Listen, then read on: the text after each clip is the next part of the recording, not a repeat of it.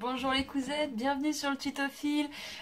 Aujourd'hui, je voulais vous donner un petit tuto super vite fait sur le patronage, mais surtout les empiècements.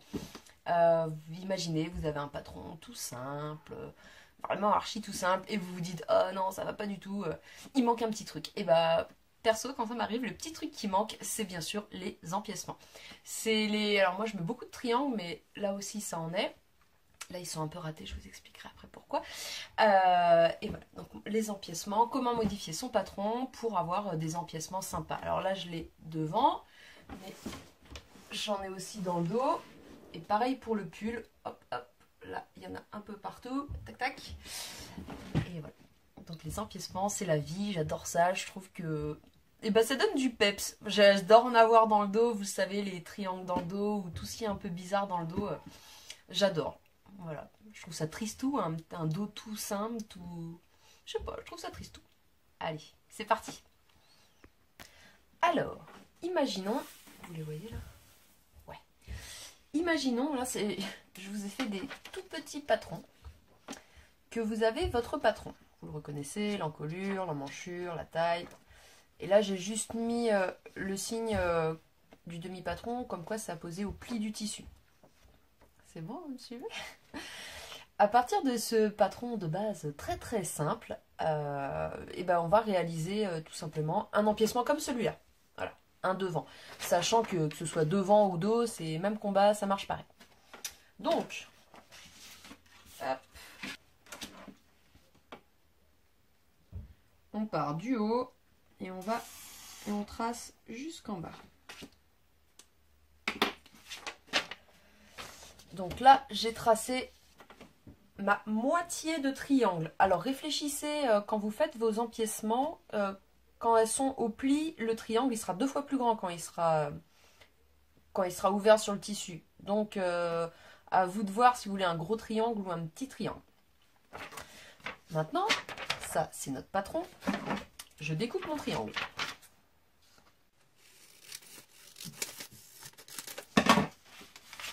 Je me retrouve avec 2 pièces. Hop. On est d'accord? Cette partie-là, elle est plus à mettre contre le pli du tissu. Okay, la seule partie qui est à mettre contre le pli, c'est le coin du triangle qui était déjà au pli du tissu. Ok? J'ai coupé mon tissu. Hop, j'ai bien respecté, j'ai bien rajouté des marges de couture. Attendez, je ne sais pas si vous voyez quelque chose. Là, vous voyez, marge de couture et marge de couture. Avant de passer à la surjeteuse, je voulais vous dire, moi j'aime bien commencer par, quand il y a des triangles, pas par la pointe, mais par le bas, enfin par le bas, par le haut, ça veut rien dire, mais en tout cas pas par les pointes des triangles. Sinon elles ont tendance à se faire manger par la machine et le résultat est pas top. Donc là, je vais commencer par le bas, que je vais passer à la surjeteuse. Avant la surjeteuse, je prends mon petit triangle que je place, endroit contre endroit. Et maintenant, je peux passer à la surjeteuse. Ma première partie est assemblée. Hop. Maintenant, je vais attaquer la deuxième. Alors, pareil, endroit contre endroit. Hop. J'attaque.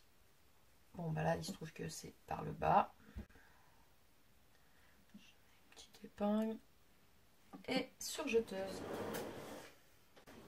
Nous voilà. J'ai mon triangle. Alors, hop. Petit triangle, il sera comme ça. Vous le voyez bien là? Alors, à ce stade, il faut passer un petit coup de fer pour que tout soit nickel. Là, j'ai découvert un truc, c'est sur les surpiqûres. Selon, je ne sais pas si vous allez bien comprendre. Voilà, je vous le mets à l'envers. Là, mes coutures, si je les écrase sur l'extérieur du triangle, de ce côté-là, oh, vous n'allez pas voir grand-chose. On va avoir l'impression que le triangle, il est renfoncé à l'extérieur. Mais si on écrase les coutures sur l'intérieur, le triangle il va ressortir. Donc c'est vraiment un choix esthétique, à vous de faire ce qui vous plaît. Voilà. Soit on fait les surpiqûres ici, à l'extérieur, côté rose, des deux côtés, et on aura l'impression que le bleu est derrière, ou alors l'inverse. On colle les coutures à l'intérieur et on a l'impression que le bleu y ressort. À vous de voir. Je viens de terminer mes surpiqûres et pour que vous compreniez bien le système surpiqûre qui donne un effet un peu d'optique, que le truc est renfoncé, enfin que le triangle est renfoncé, en fait j'en ai fait un d'un côté, un d'un côté. Oh là, je suis pas sûre que vous voyez grand chose. Alors j'ai fait une surpiqûre noire pour que vous voyez bien. Donc là, la couture elle est sur l'extérieur. Ok, et là on a l'impression que le bleu il est dessous. Par contre de l'autre côté, la couture est à l'intérieur, enfin côté triangle, et du coup on a l'impression que le bleu il ressort. Je sais pas si c'est très clair, si? Je pense que vous avez compris. Ah, je voulais vous parler aussi des erreurs. Alors attendez, je vous redresse un petit peu.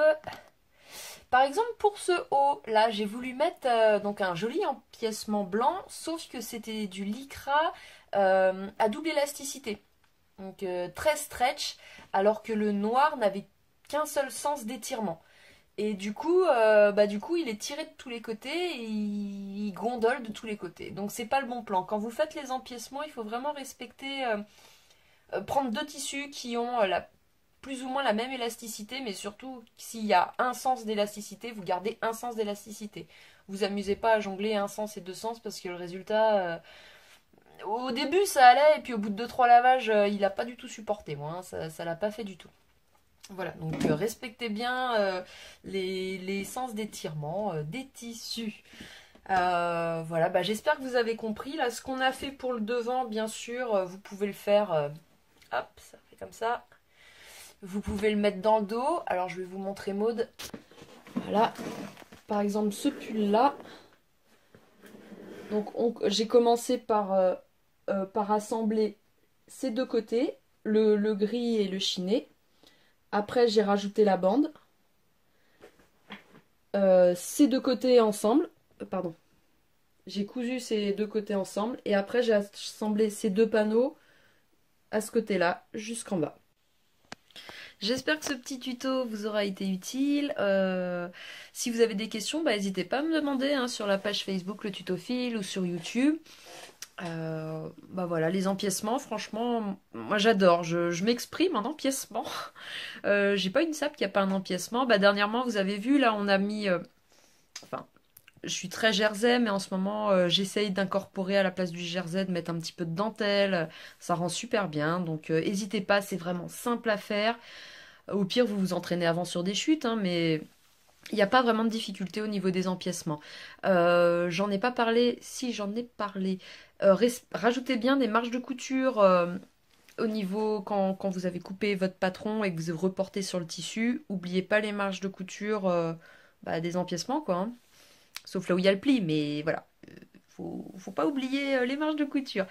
Et je vous dis à très bientôt. J'espère que ça vous aura été utile et je vous embrasse bien fort. Allez, bonne soirée. Bisous, bisous, ciao.